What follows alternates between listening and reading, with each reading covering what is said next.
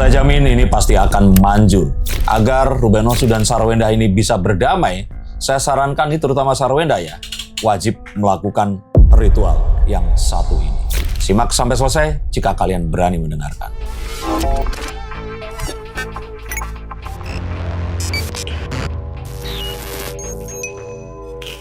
Halo saya Sikers, kembali berjumpa bersama saya Denny Darko. Tidak ada yang namanya misteri, yang adalah tanda-tanda yang kita semua coba untuk mengerti.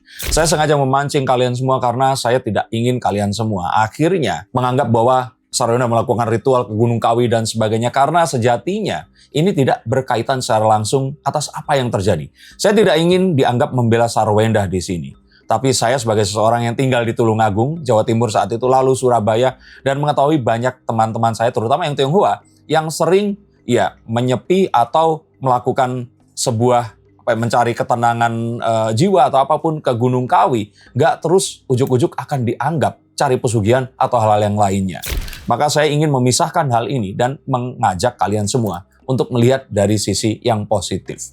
Tapi ritual yang saya akan katakan ini benar-benar jika dilakukan akan bisa membuat kalian semua pun yang saat ini sudah bercerai atau akan bercerai atau sedang berselisih dengan pasangan kalian akan bisa balik lagi, rekat lagi, bahkan bisa sampai ajal menjemput nanti.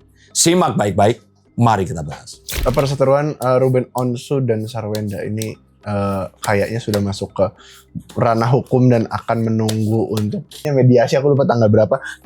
Cuman yang jelas baru beberapa hari lalu ada konten naik di mana Ruben Onsu di sini diwawancara bersama Nanda Persada ya. Bersama berapa Nanda juta Persada. penonton? 3,3 juta. 3,3 juta penonton. Ini bukan kontennya Denny Sumargo loh. Ini konten Nanda Persada yang jarang-jarang 1 juta.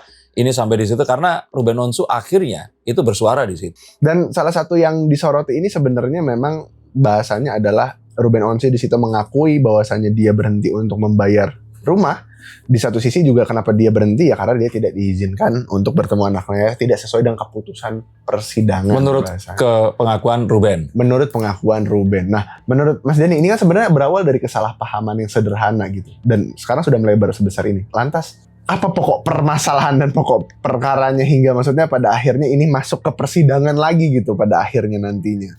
Saya kira kita harus tahu bahwa apapun yang terjadi ini salah paham yang awalnya melibatkan uang, terus kemudian melibatkan apa yang dianggap sebagai harga diri, tetapi yang kita harus juga sadari, dalam setiap kasus perceraian atau yang melibatkan suami istri yang kemudian akhirnya berpisah, ini yang akan saya katakan ini ya, adalah faktor yang sangat sering mengakibatkan mereka akhirnya salah pahamnya semakin parah lagi. Awalnya memang sederhana.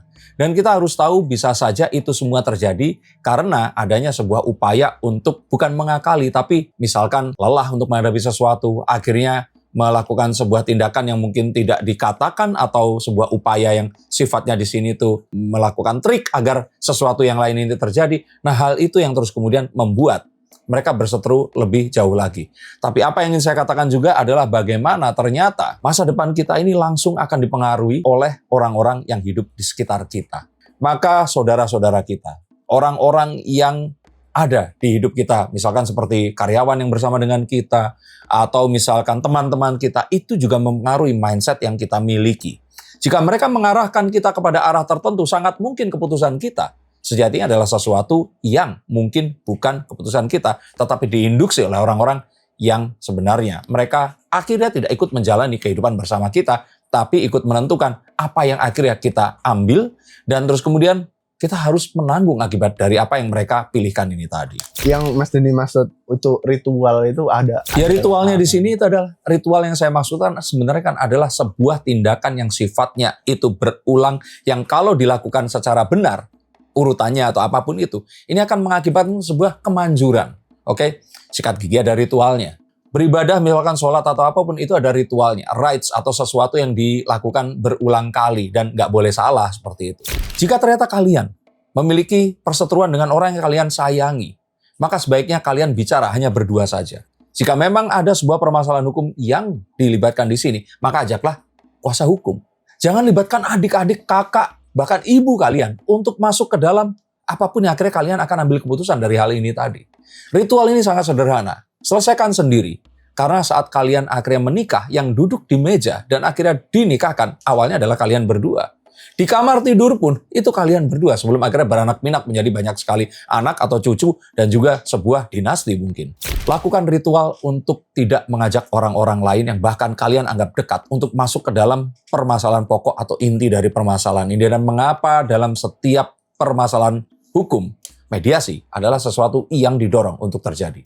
Oke, ini kan disebut di podcastnya Mas Nanda Persada juga Ruben sempat menyinggung terkait dengan orang-orang di sekitar. Ya, Jordi juga disebut ya. Iya, ya. Jordi disebut, terus orang-orang di sekitar Sarwenda lah bahasanya dia, dan Sarwenda ini memang harus berada di sekitar orang-orang yang berpikiran positif lah bahasanya dia agar tidak terjadi kasus-kasus seperti ini lagi. Nah, memang apakah berarti Ruben ini sadar sebenarnya faktor terbesarnya ini bukan di diri Sarwenda tapi ada di mungkin orang-orang di sekitar Sangat Sarwenda. mungkin, karena saat Sarwenda juga akhirnya ada saat yang saya nggak tahu ya, akhirnya diakui atau tidak, ada kata-kata cong itu, terus kemudian saat dia juga mengatakan ya nggak butuh duit atau apapun, itu kan karena dipancing gitu loh. Nah, ini adalah hal yang ya saya tahu bahwa menjadi Sarwenda ini adalah kehidupan yang nggak mudah. Bahkan saya boleh katakan Sarwenda sama Ruben ya jelas lebih susah Sarwenda karena harus mengurusi anak dan menjadi seorang perempuan yang saya pikir apapun itu, perempuan ini pasti akan memiliki kesendirian dalam setiap momen-momennya. Tapi jangan sampai akhirnya upaya untuk kita berdiskusi dengan orang lain atau meminta pendapat akan membuat kita melakukan sesuatu yang tidak kita inginkan, yang malah akhirnya akan merusak proses yang seharusnya kita perjuangkan. Bahkan tidak hanya kepada pokok proses permasalahan, tetapi kepada karir yang sudah terjadi sekian lama ini. Tentu saja dalam beberapa kesempatan saya tidak akan bisa memberikan sebuah nasihat secara langsung. Mungkin harus disampaikan dengan cara yang pengumpamaan, atau kita katakan ini adalah orang lain dan sebagainya. Jika kita menjumpai orang-orang seperti itu, ini yang harus kita lakukan.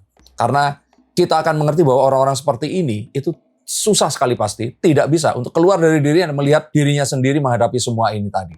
Dan apapun yang terjadi, sejatinya adalah sesuatu yang sangat mungkin terjadi pada wanita lain juga.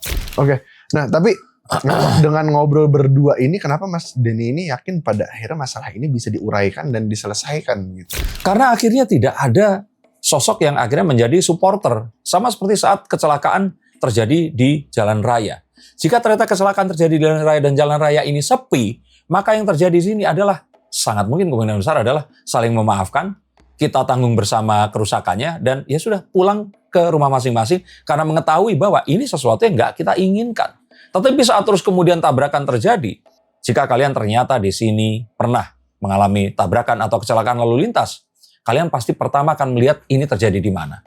Dan jika ada orang-orang yang melihat, kalian pasti akan terdorong untuk menunjukkan bahwa kalian ini yang benar dan siapapun yang tertabrak atau menabrak, ini yang salah. Lalu kemudian ini jadi seperti pertandingan tinju, di mana orang-orang akan melihat kemampuan kalian menjatuhkan lawan kalian. Sayangnya hal seperti ini hanya akan menimbulkan korban kepada anak, karir kita, dan orang yang ya kita anggap atau kita cintai di sini. Nah, ini sesuatu yang sangat disayangkan dan Sarwenda pasti mengalami miliaran kerugian sejak kasus ini terjadi. Kalau mau selesai, ritual itu harus dijalankan. Masih belum telat kah untuk melakukan ritual itu? Karena kan ini sudah masuknya udah mau. Belum, karena saat kita melihat Ruben di sini berbicara kepada Nanda Persada, kita melihat ketenangan di dalam diri Ruben Onsu. Dia juga tidak terlihat tidak bisa menguasai emosinya.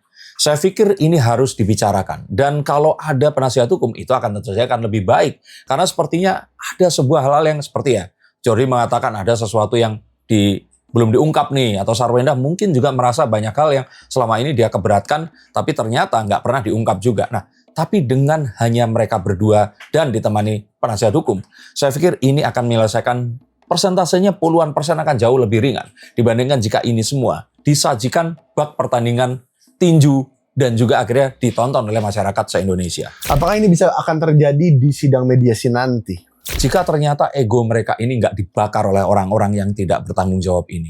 Yang dengan alasan mungkin ya saya tahu orang-orang ini mungkin niatnya baik. Tetapi apakah mereka mengalami secara langsung apa yang terjadi? Saya pikir tidak. Tapi jika ternyata memang apa yang dialami oleh Ruben dan Sarwenda ini memang sesuatu yang sudah tidak mungkin bisa disatukan, ya sudah, paling tidak mereka di sini pikirkan, bukan kalian yang harus menang, tapi anak-anak yang harus menang. Dan anak-anak hanya akan menang jika kasus ini segera selesai. Dan saya lihat tidak ada kans untuk Ruben dan Sarwenda untuk saling menang. Karena dengan kasus ini masih bergulir hingga sekarang, mereka sebenarnya ada di pihak yang kalah karena mereka akan melihat anak-anak mereka ini hidup dengan sebuah memori di mana orang tuanya ini pernah berseteru di satu waktu. Kalau bahkan ini sebenarnya lagi banyak dan rame sebenarnya dengan Ruben dalam tanda kutip ya, membeberkan apa yang dia akui bahwasanya dialami gitu. Ini akan menjadi sebuah kemenangan telak bagi seorang Ruben untuk hak asuh anak. Menurut Mas Denny seperti apa? Saya kalau melihat bahwa Ruben ini sejatinya mungkin tidak menginginkan sekali hak asuh anak itu tadi. Ruben sepertinya, maaf ya kok Ruben, saya di sini melihat dari kartu, sejatinya masih ada rasa sayang kepada Sarwenda ini tadi. Bahwa rasa sayang itu pun ingin agar anak-anaknya ini terus diasuh oleh Sarwenda, tapi tidak dengan cara yang mungkin sekarang ini tidak sesuai dengan keinginannya. Paling tidak itu saya mengartikan kartu The Lovers ini tadi. Yang lebih jauh di sini adalah sejatinya itu adalah sebuah bargaining position agar ya hal-hal yang selama ini tidak didapatkan seperti pertemuan dengan anak dan sebagainya ini dimudahkan. Hanya itu saja. Karena saat kita melihat podcast bersama Mas Nanda Persada ini pun gak ada kan upaya Ruben untuk menarik anaknya ini tadi agar ikut dengan dia. Maka sejatinya ini semua sangat masih mungkin berakhir dengan damai. Dan apapun yang terjadi, jika ini terjadi pada diri kalian, ingatlah, kalian tidak akan pernah menang dalam sidang perceraian. Tapi yang jelas di sini akan kalah adalah anak-anak kalian.